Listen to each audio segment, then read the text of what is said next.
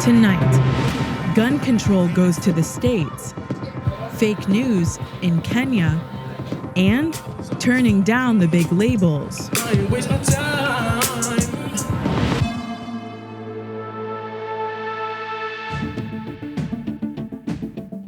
The Syrian government moved closer to retaking one of the country's last rebel-held territories today, after evacuating thousands of rebel fighters and their families from a town in eastern Ghouta. It's part of a new deal brokered by Russia, which also included prisoner exchanges. The families were bused to Idlib, another one of Syria's few remaining opposition-held enclaves. Eastern Ghouta has been under siege for more than a month. At least 1,200 people have been killed. Tens of thousands of striking public sector employees staged nearly 200 separate protests across France today, seriously disrupting schools, flights, and other state services. The workers are opposed to President Emmanuel Macron's economic plan, which would slash the number of public jobs by more than 100,000 and reduce some retirement benefits. J'irais bien foutre des baffes à Macron. The demonstrations were mainly peaceful, but scuffles broke out in Paris and Nantes, prompting police to throw tear gas and make some arrests. The U.S. has dropped assault charges against 11 of Turkish President Recep Tayyip Erdogan's bodyguards.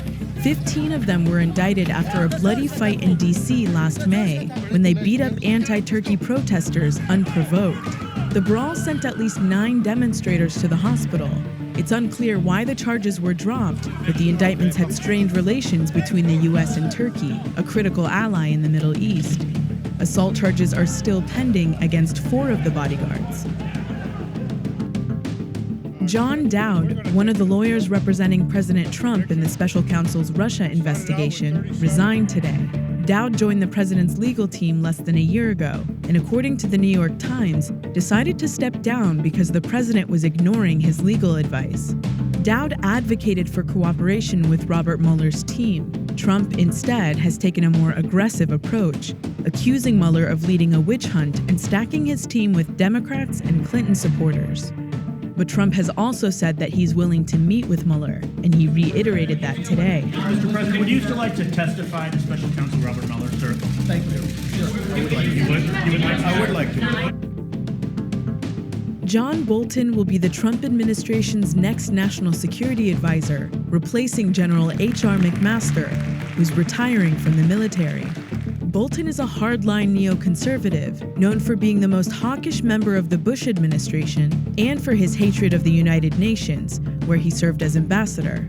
President Bush's top ethics advisor, Richard Painter, tweeted last week that Bolton was, quote, the most dangerous man we had, and that his selection for national security advisor, quote, must be stopped at all costs. McMaster isn't the only member of the foreign policy team making an exit. Outgoing Secretary of State Rex Tillerson gave his farewell speech at the State Department today, after just 14 months on the job. This can be a very mean-spirited town.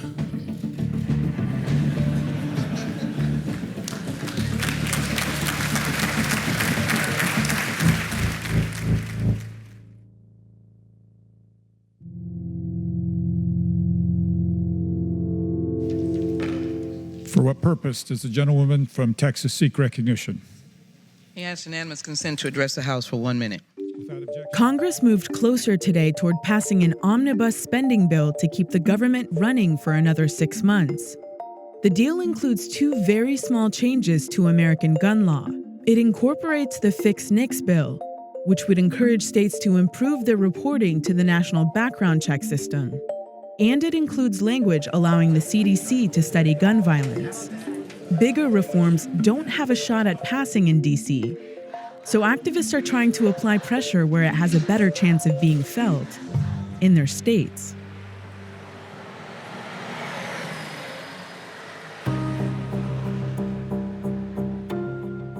Tom Mauser has become a sort of regular in the Colorado Capitol. Good to see you. Okay, let's see what's going on in here. How you doing, big guy? Good. Another member of our club that, yeah. For the past 19 years, he's been advocating for tougher gun restrictions. Oh, thanks. Oh, thanks. He's testifying in front of Colorado legislators, debating 2 gun bills. One that would ban bump stocks, the devices that allow semi-automatic weapons to fire faster, and one that would repeal a ban on high-capacity magazines. Where we've made progress has been in the states. At the state level, where the gun lobby can't be quite as strong-armed as they can in Washington. What makes fighting on the state level easier than tackling all this at a national?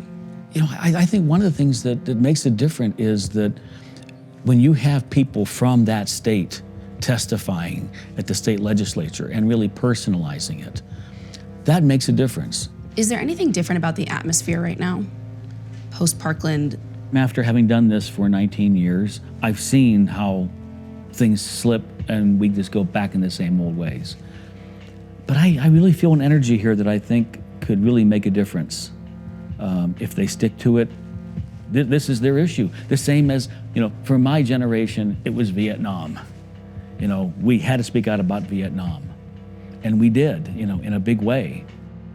It's personal for Mauser because his son, Daniel, was one of 13 people killed at Columbine High School in 1999.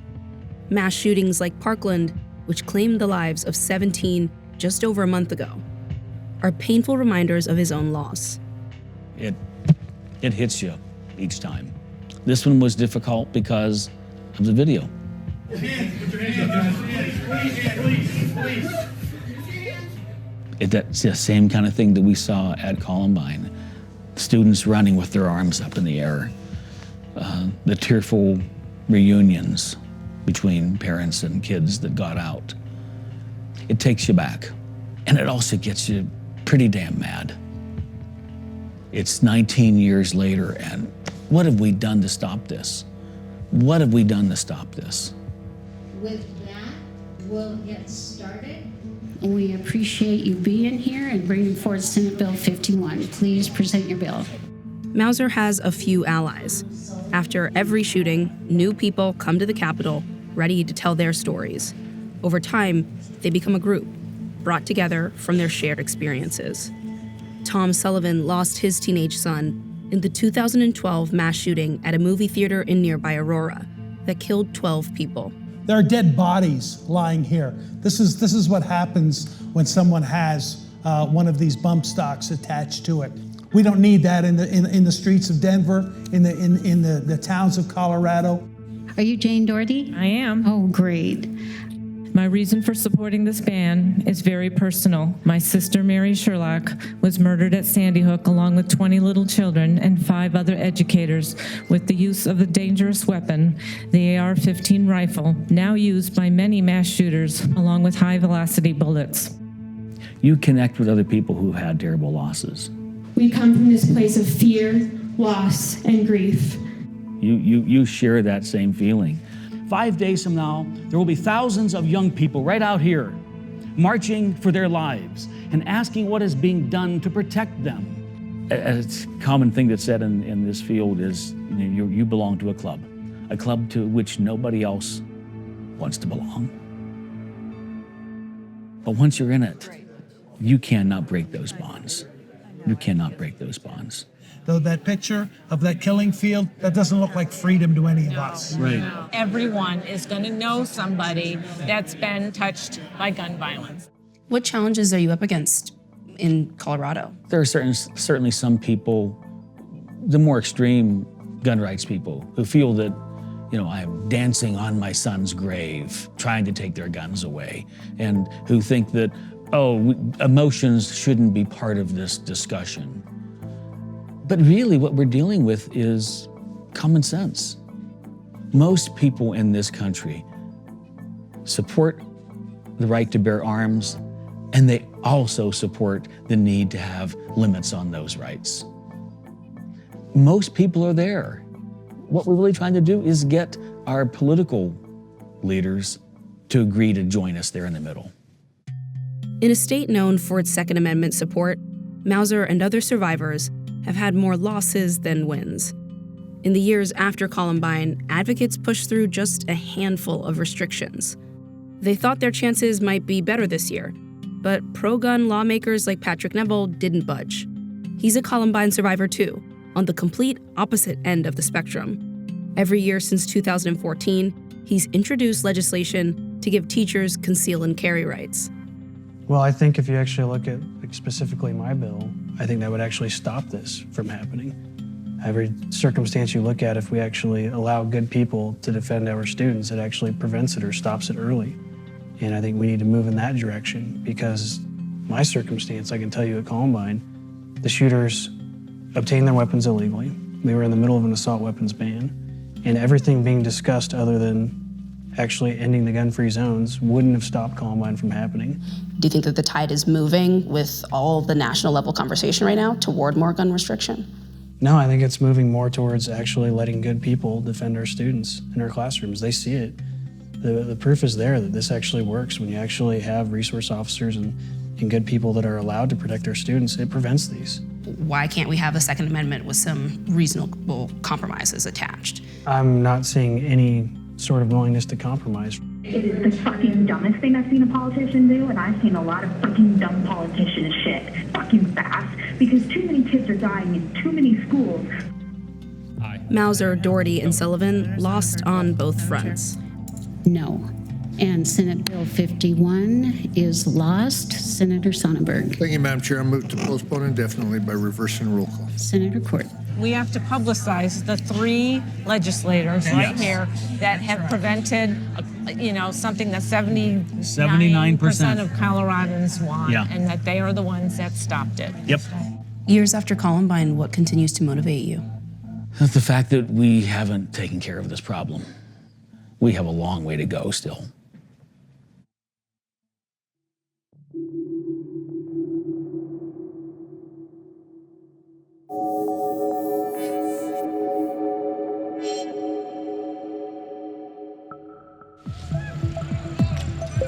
Kenya's disputed election last year gave way to violent protests and cost at least 33 people their lives.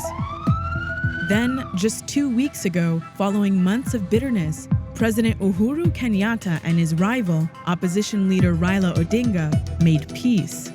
But now revelations about Cambridge Analytica's alleged role in Kenya's election risk turning things upside down. Just ahead of Kenya's election last August, Facebook did something unusual. It took out a full-page ad warning citizens about the spread of fake news. Surveys that summer had already indicated it was a problem for a majority of Kenyans during the presidential campaign. And on social media, voters saw plenty of attack ads against opposition candidate Raila Odinga. Even today, no one knows for sure where these ads came from. Cambridge Analytica has denied promoting, quote, negative content in the election. But footage from the British Channel 4 investigation is raising questions about the firm's role in the vote. And what you have done in the Kenya? We have rebranded the entire party twice, written their manifesto, done 2 rounds of 50,000 surveys. Huge amounts of research, analysis, messaging. And then we'd write all the speeches and we'd stage the whole thing. So just about every element of his campaign. Now, campaign officials for Raila Odinga are asking President Kenyatta's political party how deep Cambridge Analytica's involvement goes. I think there is every reason for Kenyans to be outraged because we have been treated to a charade in the form of an election. I've dared them to make public the contract that they entered into with Cambridge Analytica so that we can look at the veracity of that contract, what were the terms of reference, and the degree and length of participation of Cambridge Analytica in the Kenyan election. Cambridge Analytica told Vice News that it rejects allegations that it, quote, conducted a negative media campaign in the recent Kenyan election and that it, quote, did not promote any fabricated news stories. For Kenyatta's part, his spokesman maintains that the campaign didn't have a direct relationship with Cambridge Analytica and downplayed data mining as an American issue. This is something to do with Trump. This is something to do with the Brexit. For us in this particular environment, it is a non-issue for us. Mining data from, say, Facebook to determine how, say, for example, people will actually vote based on psychoanalysis information that has been gleaned from Facebook is kind of far-fetched. But in Kenya, the internet reaches lots of people, at least 2/3 of the population, according to one study last year. And the number of Facebook users there is growing. What worries some experts is the lack of regulations on how people's data can be used. So because Kenya has no data protection laws, it means that companies like Cambridge Analytica could have been gathering any kind of information with no limitation and no safeguards. Kenyan citizens can't exercise the rights that they would have if data protection was there, such as asking the companies to tell them what data has been collected. Purdin says the problem could be compounded in countries like Kenya, where ethnic conflicts have turned deadly. The country has a history of political violence and very tense elections that have been run along ethnic lines. The kind of intensive data analytics and data gathering that a company like Cambridge Analytica does is actually untested ground that's very risky.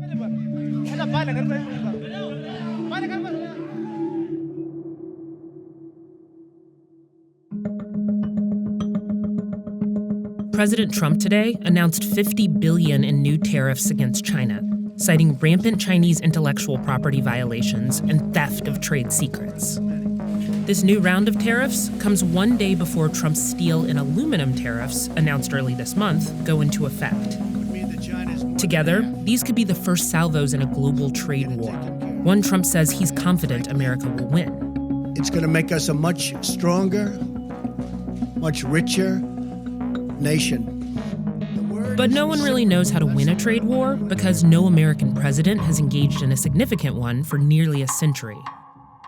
In 1930, just months after the onset of the Great Depression, Herbert Hoover signed what we now call the Smoot-Hawley Tariff Act. It imposed tariffs on roughly 20,000 imported goods. A coalition led by Canada retaliated. That hurt U.S. exports, which were already weakened by the Depression.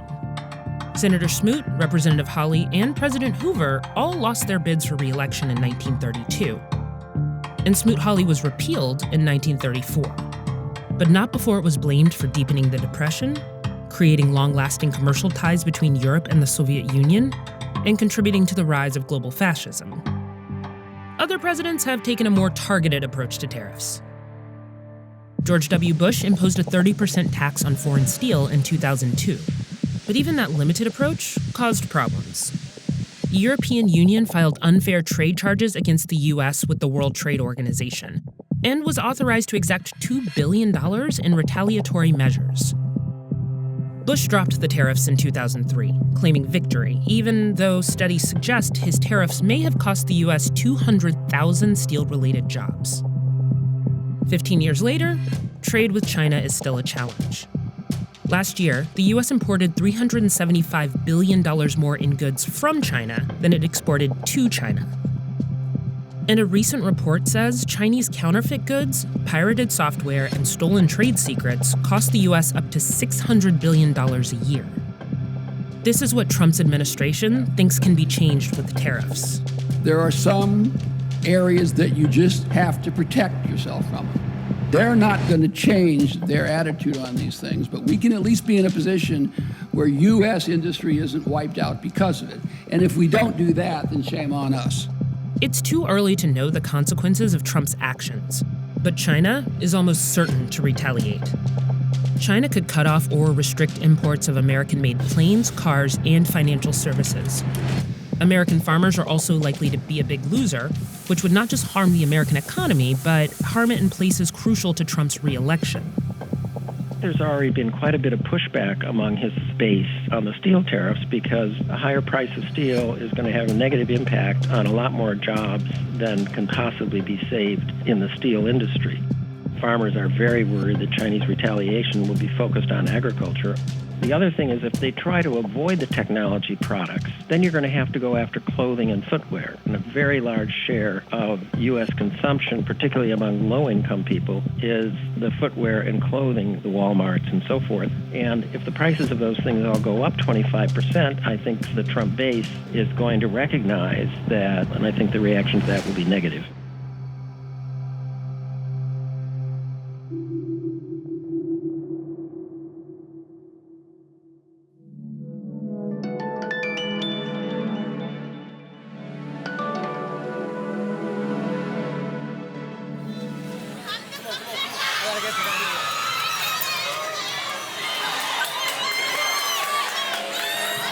Say that shit.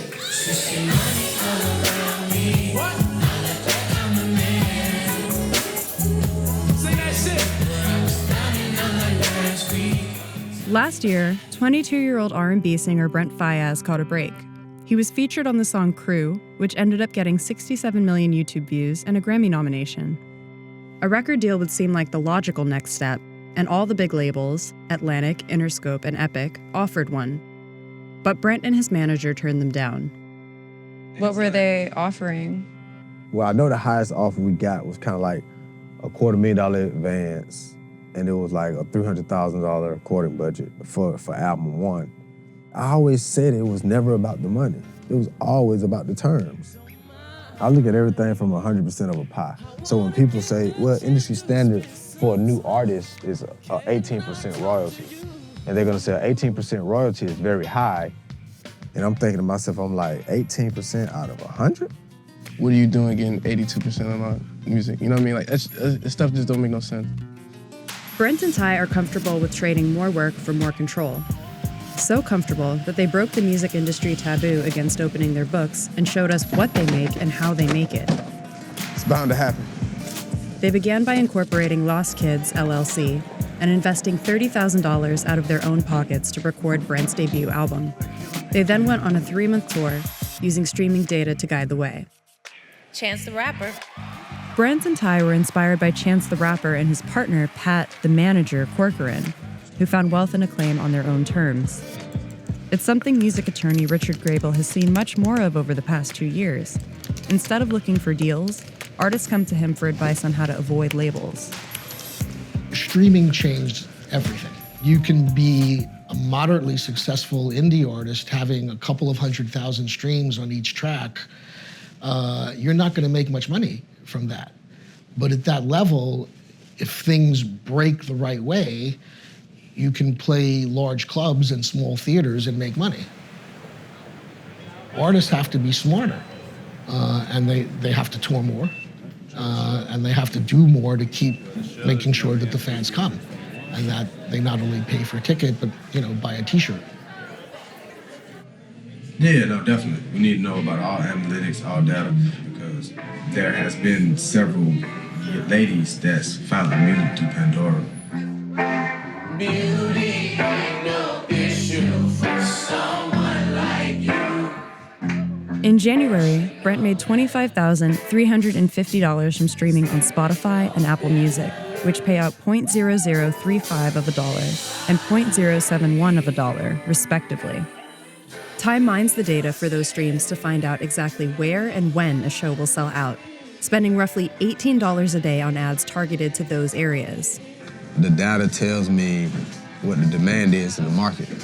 So I just know in certain markets how streaming correlates to like how many tickets I potentially can sell. I'm looking at my Spotify and my SoundCloud analytics, like the top 50 markets. So I'm doing ads based on those top 50 markets. I will spend the money there because that's what the data already told me.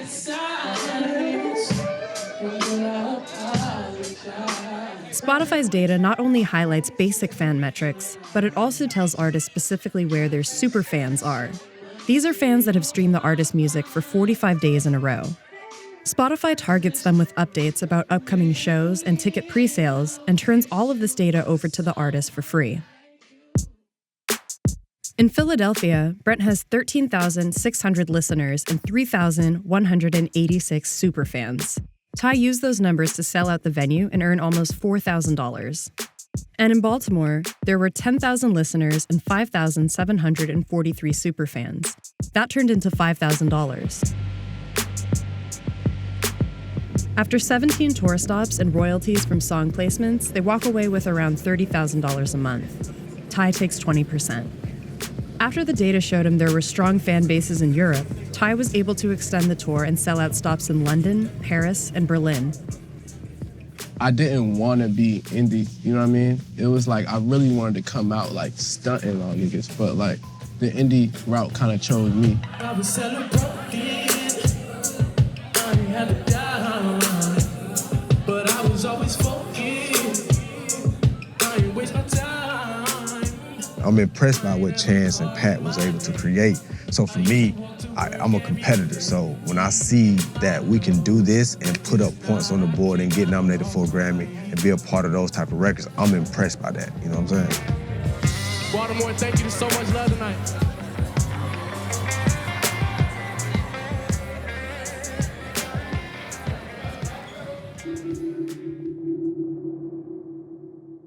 That's Vice News Tonight for Thursday, March 22nd.